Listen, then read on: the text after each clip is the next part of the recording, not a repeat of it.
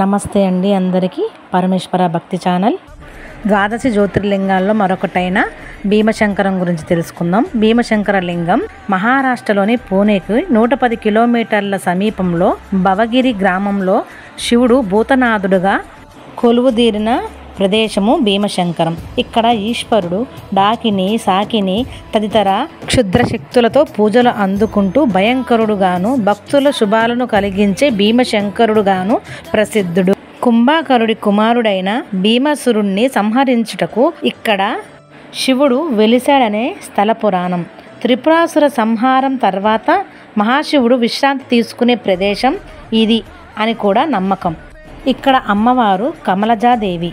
ఈ జ్యోతిర్లింగం అర్ధనారీశ్వర రూపంలో భక్తుల కోరికలు తీర్చిదేగా ప్రసిద్ధి. ఇక్కడ శివలింగం నుంచి నిత్యం నీరు ప్రవహిస్తూ ఉండటం ఒక ప్రత్యేకత.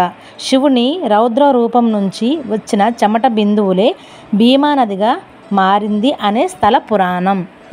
ఇదండి ద్వాదశి జ్యోతిర్లింగాల్లోని భీమశంకరం గురించి ఇప్పుడు తెలుసుకున్నాము. మరొక వీడియోలో మరొక పుణ్యక్షేత్రం గురించి తెలుసుకుందాము.